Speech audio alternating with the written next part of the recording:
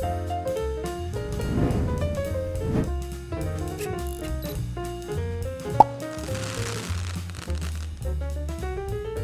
morning, everyone. My name is Paul, and I am the infrastructure nerd, as you undoubtedly know. And you are fortunate enough to be here for Attorney Computer Systems December 2015 Coffee Pot webinar, where today we have special guests. We never have special guests. Not that Leanne's not a special guest, but she is always here. More on that later. But we have two gentlemen, Thomas and Joe, from Canon, and I'm struggling here because I don't have the right stuff in front of me, but we'll get to introductions in just a second. And so we are here today to talk about the Worldox interface to the Canon scanner, or the Canon multifunction printer, or should I say the Canon multifunction printer interface to Worldox. So now, without further ado, and because I have just realized that the one thing that I didn't print out before we started this was my information on Joe and Thomas with their full names, although I know that Thomas goes by Thomas and not Tom, and I know that Joe goes by Joe and not Joseph, I'm going to introduce them and then let them further give you their credentials and who they are and what they do at Canon. So we have Joe, who is going to unmute his microphone because he's in a home office today with kids and dogs, and I understand maybe even his wife there. Joe, tell us a little bit about yourself. What do you do at Canon, and what's your involvement with this product? Yes, and the garbage truck's going by right now, so I apologize. Perfect. So I'm Joe Pickering. I'm one of several technical sales executives that work for Canon USA across the country, supporting our independent dealer channel only. We do not support the direct subsidiary, only the independent dealer channel. So I live in Michigan, and I support a number of dealers, about 16 or 17 of them, Michigan, Ohio, Indiana, for the most part. My job is to go out and educate and help the dealers with anything that they need. That consists of product launches, demonstrations, sales calls, training on products such as this or Canon software, and then to help guide them towards other people like Thomas or other people within the organization for more help. Great. And you live in Michigan. Where do you live in Michigan? I live in a town called Novi, which is near Detroit. Gotcha. I'm in Dundee, which is just south of Ann Arbor. Have you been outside? Are you really? It's beautiful. I have a window here. Which to him, by the way, for those of you who don't know, that means to him that means that's where Cabela's is. We're the hunting and fishing store. And if you're in Michigan, you have to hunt or fish to live here, right? Do you hunt? And it's halfway to Toledo when I go to Toledo. Halfway to Toledo. Have you been outside yet today, Joe? No. Other than walking my kid to the bus on my stop. watch, it says it's 47. Oh, no, it's gone up. It's 50 degrees, but I swear to God, it feels like it's 69, 70 degrees out there. Mm-hmm. So we're having a typical Michigan winter day. Mm-hmm. There we go. Okay, Thomas, tell us a little bit about yourself. What do you do at Canon? Thank you. Yeah, sure. Thank you, Paul. I'm Thomas Baker. I am the marketing specialist for the legal vertical for Canon. I work out of our U.S. headquarters in Melville and Long Island. And my role here really is to get out, understand what the needs of the legal market are, bring them back, as well as communicate what Canon is doing for the legal market. And so it's a really a dynamic position. I'm enjoying, getting to know folks from this perspective. I had spent many years as a consultant working for a number of different facilities management companies and going to different law firms. So I have quite a diverse background in the legal market, having seen it from the ground up. So you've worked with lawyers before? Yes. And when you came to Canon, was it specifically to do the legal vertical? It was. They hired me specifically because of my background. So many years having been in the trenches at the firms, working with them directly, understanding their workflows, understanding what that means for their business, and so Canon saw the opportunity to take advantage of my experience. Awesome. And you mentioned workflows, so that leads right into what we're here to talk about. And everybody knows, at least everybody that's probably watching or attending this webinar live or watching the recorded version that'll be out soon, they know who Canon is. They know who Worldox is because that's probably why they're here. But just a little bit of background. I mean, Canon is Canon. I turn around, I have a Canon camera behind me. That's what we use to film our live videos that Mary Jo and I do. I'm sure I have probably 4 other Canon devices in my house that I can't even think of right now. I have a Dell printer, but we won't go there. Canon is Canon, and Canon is a leader when it comes to putting out the devices that sit in the copy centers at some of our larger clients or in the copy room. We only call it the copy room when it's a smaller firm.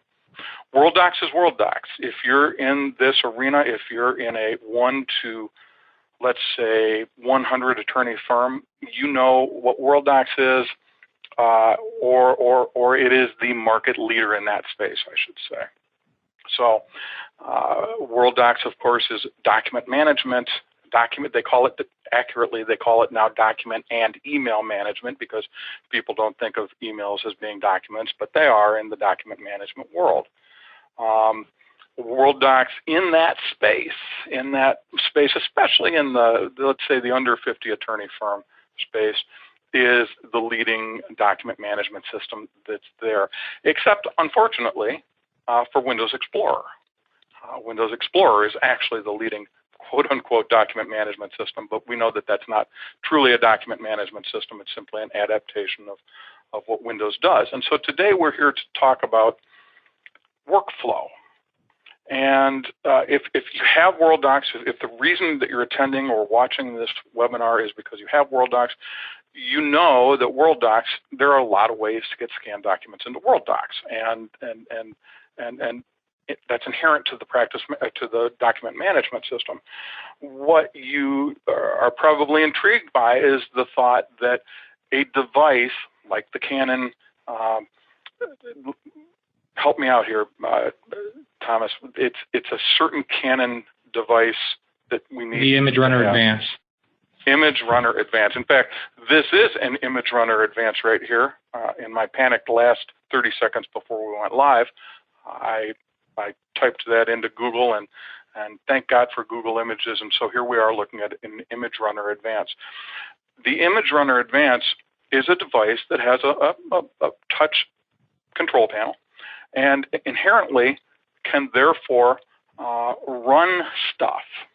And one of the things that Canon and Worldox together, or maybe Canon alone, and Thomas, you can address this when you start showing us the interface, they have developed an interface to Worldox. Now, it's not just, we've had interfaces to Worldox before for devices.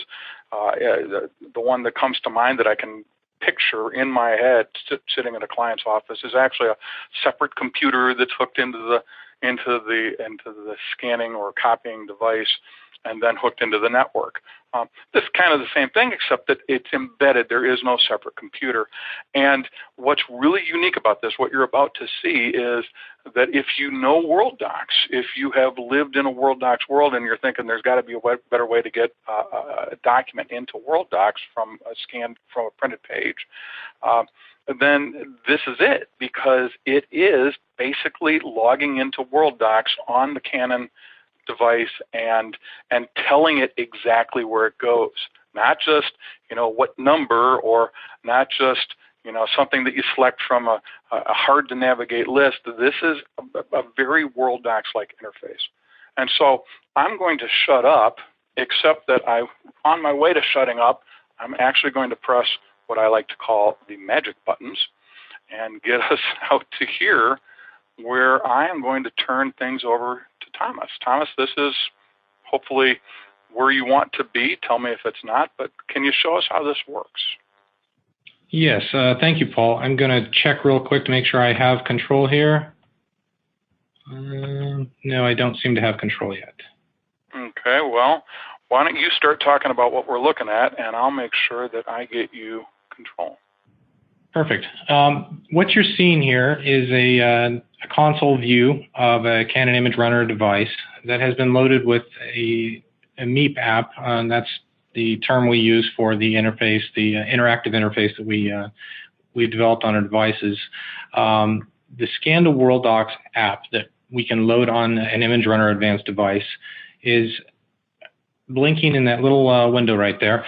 And that is the easiest way for users to get their documents from paper into Worldox without many steps. And in a second, I'm going to walk you through the steps. And this is a simulator that we've built to take this out to the field and to avoid the issues we might have with, having to take a demonstration to a client. The great go ahead and wiggle that mouse, Thomas, and see if it works. And there you go. Okay. Yep, I see. I have control there. So as Paul mentioned, Canon worked with Worldox to look at the ability about 2 years ago to get documents scanned into Worldox, and what had happened in the market before that, and there were solutions, as Paul mentioned, the external devices. There's other solutions that use routing sheets, but Canon and Worldox decided to go to ILTA and do a focus group and find out what the users were saying about their ability to scan and send documents into the Worldox environment. And what came back was that either the solutions were too customized, the solutions were too cumbersome to install. It took forever to get them in. IT had to bless it. They had to get a whole bunch of different configuration done. And it became very cumbersome. And those that did get in were very difficult to use or not intuitive. So there was two key points that the focus group came back with, and that was the impetus to really focus on those areas. We wanted to make sure that this was easy to install, easy to get running, because as Paul mentioned, the core group that Worldox focuses on is that 1 to 100, predominantly 1 to 50 attorney range.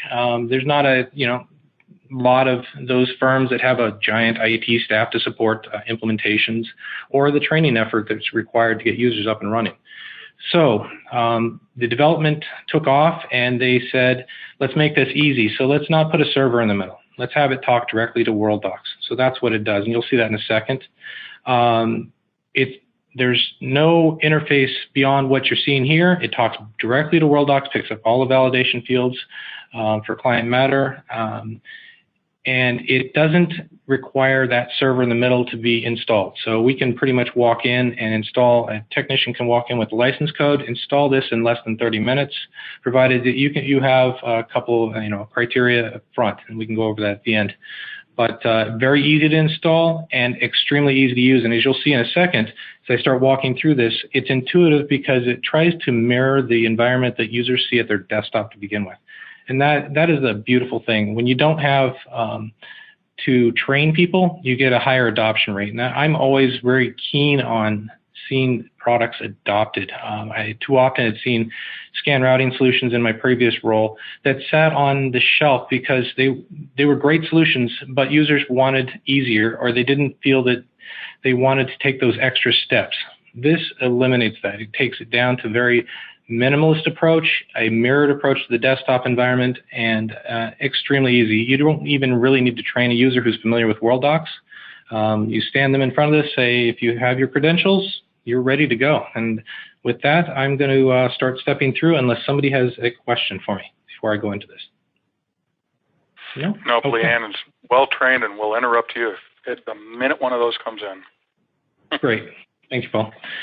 So here we go. So as you walk up to the console, you could click on this button. This would we can customize the screen. So this button could be alongside copy. It could end up being one of only 3 buttons. Right now we've left a few sample other buttons on the screen.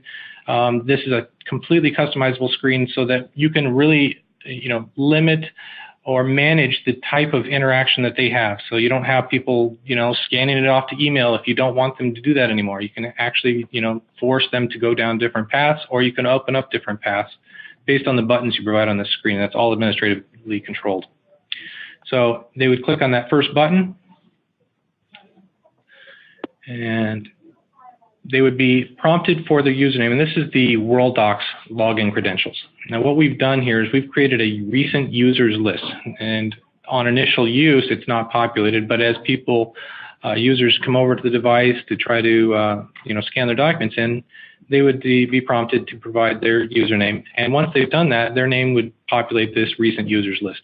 So if they're a frequent user at that particular device, they don't have to come in and find their name or type it in again. They can simply select it out of the list, such as maybe this is John Smith or Dave Anderson.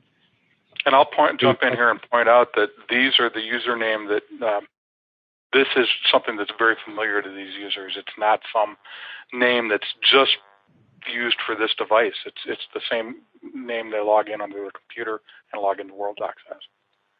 Yes, it is.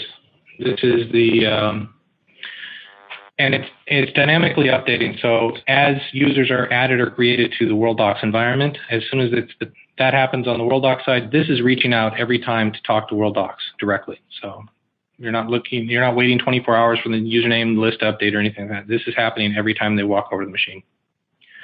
So if I pick my name from that list, if I say I'm Dave Anderson and I'm stepping through this process, the great part is once I log in, everything that I know at my desktop is following me. When Worldox is working on this, they developed the Follow Me favorites, and so that means that the materials that are available at their desktop that matter to the user individual, that's what they see. They're not going to see everyone else's work unless they look for it and they have the rights to it. This makes it a lot easier to get to what they want to rather than having to dig through a bunch of materials that they don't need. These icons are familiar. Now, I will point out that this simulator is based on a GX3 version. Canon takes their time on qualifying their products, so as soon as we've qualified us against the GX4, we will update these icons and they'll be reflected in that. Compatibility-wise, it is compatible with both GX3 and GX4.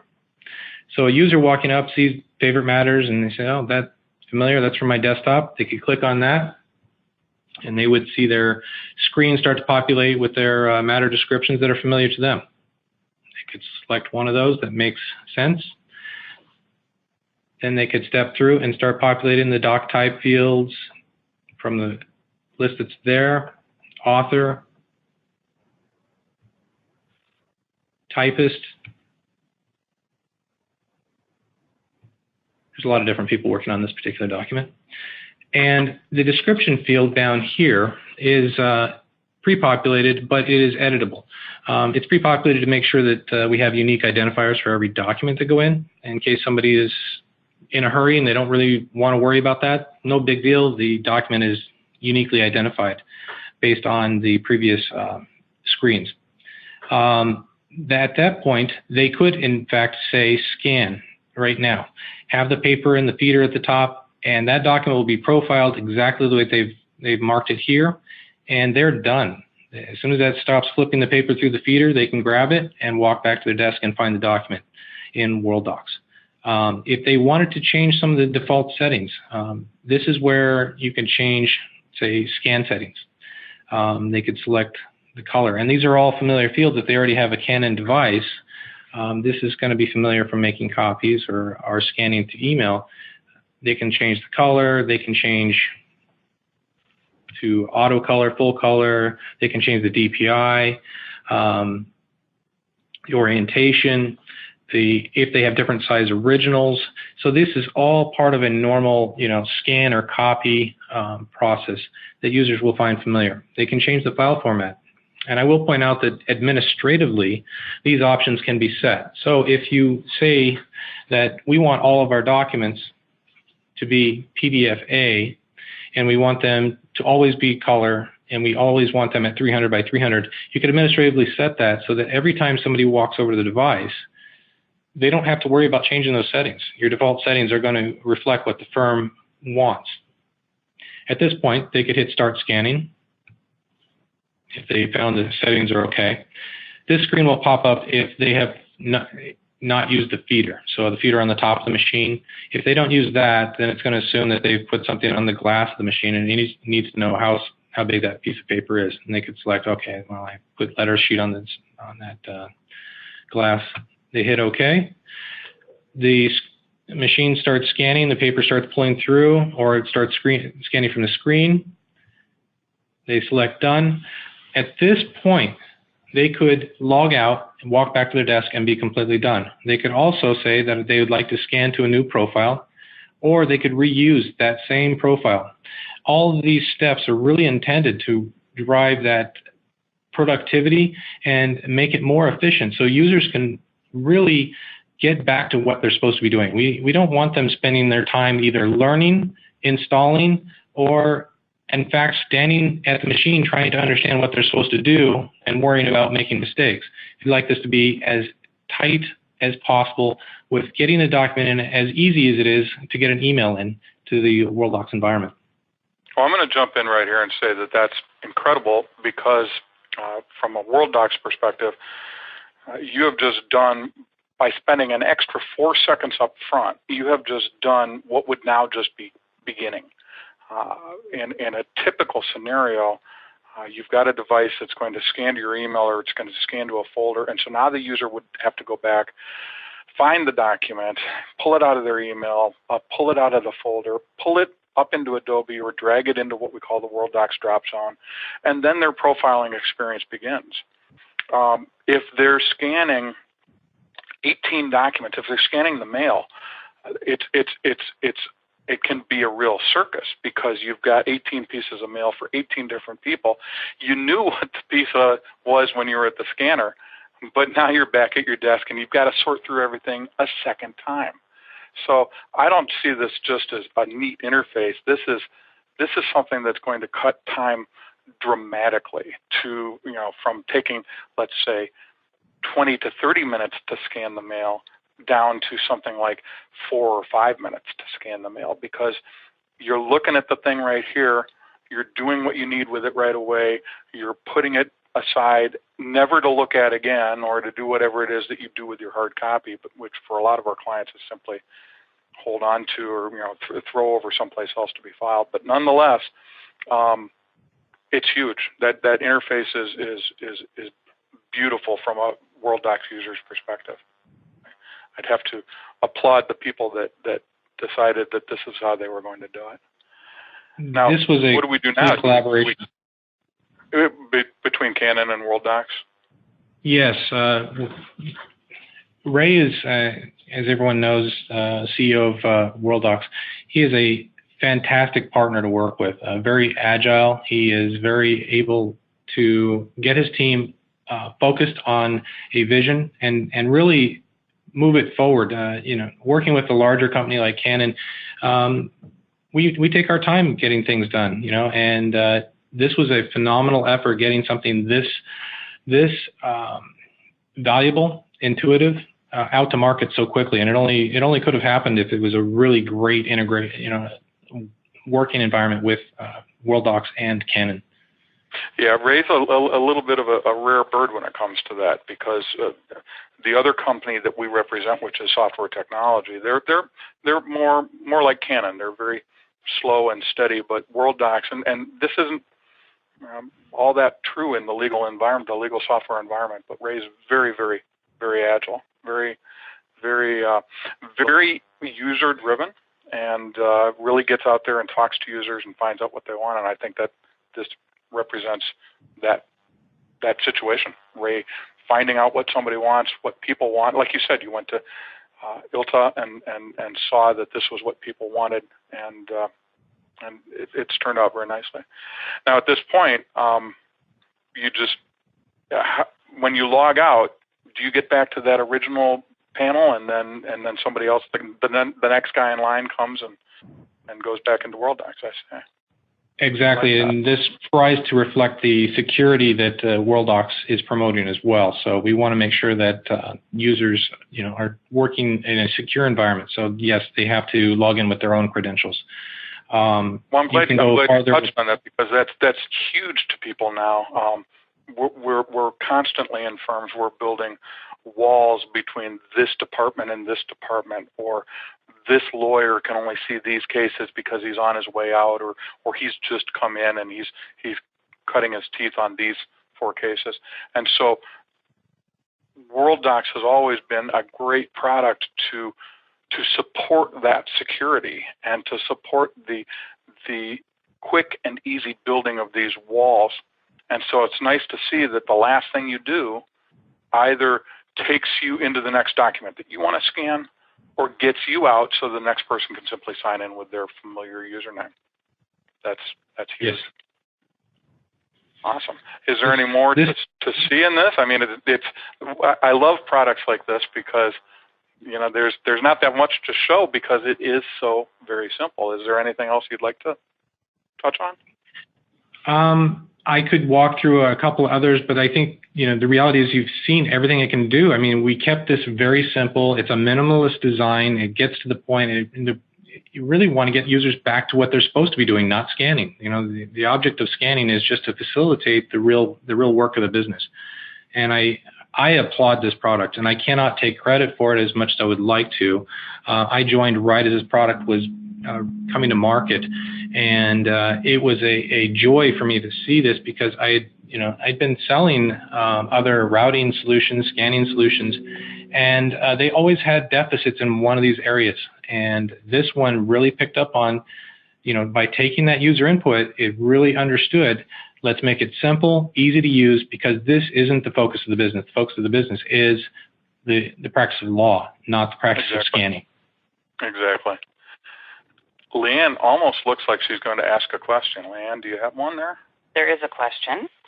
The question is, when something is scanned, can it also be placed in a category in Worldox? That is a good question. I did not see that. Can you go ahead and log back in there, Thomas? I have a feeling that in this iteration it's not doing that. But let's just favorite matters. Choose anybody. No, I'm not seeing category. So good catch. Something that if you're categorizing something that you're going to want to be doing when it is something that you need to do when you get back to your desktop. Now, of course, what you're doing is scanning these into Worldox. So just like you would, if you had a scanner at your desk, if that was the way you did things, you would then see these documents instantly in your favorites, your recency-based favorites. And so you can apply the categories at that point. I'm going to make a note, or I'm going to actually ask Leanne to make a note of who asked that question. I'm going to do a little bit of digging and make sure that we're not lying. But I can tell right now that that's not something that I'm seeing being supported.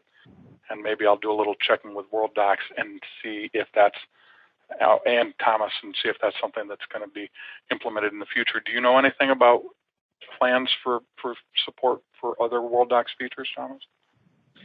We have a continuous development effort with Worldox. Our planning team has just recently released another version that addressed some latency that we discovered, and to fix that, we didn't wait for the market to respond. We just simply fixed it. So we have an active relationship, and any of these wish list items or items that need to be addressed, we can do that pretty quickly. So awesome. That's good to know. Okay, Leanne's raising her hand again. What do we got, Leanne? Nancy wants to know if this is unique to Canon. It is. This is a Canon interface that was developed by Canon in conjunction with Worldox specifically for this ImageRUNNER Advanced line of copiers, line of multifunction devices.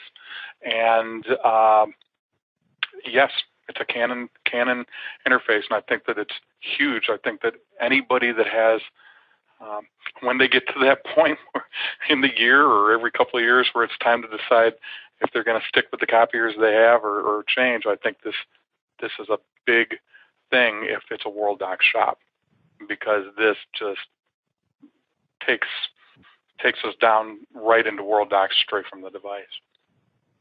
Okay, that's it for questions. I'm going to talk about price now. And I was going to prepare a slide.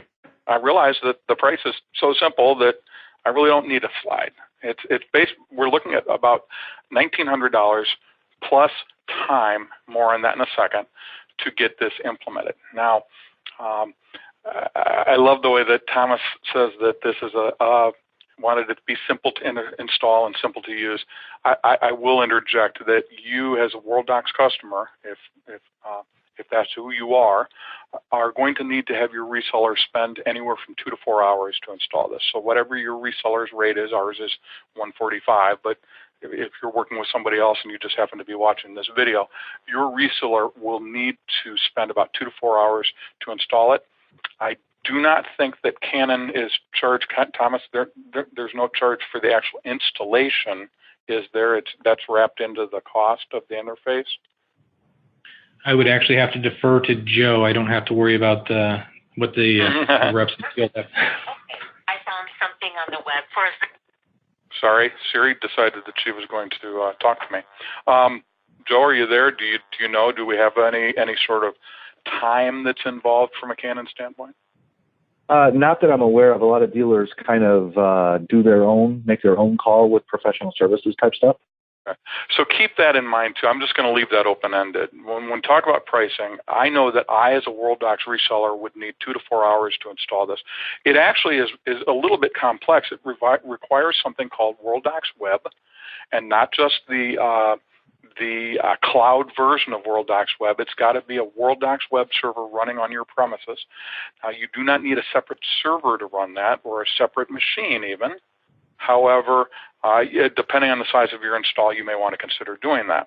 So you've got to break these prices down. You're paying $795 with $300 a year in ongoing maintenance for the Worldox Web. That does include 2 additional users. So those of you who aren't familiar with Worldox Web, I believe we've got videos out there, so does Worldox, and of course anybody that has questions can contact me. And Worldox Web is actually a platform where you can get to your Worldox documents through your iPad, your phone, a browser, and it is the engine that drives this Canon interface into Worldox. That's why you don't need a separate machine that sits next to the copier.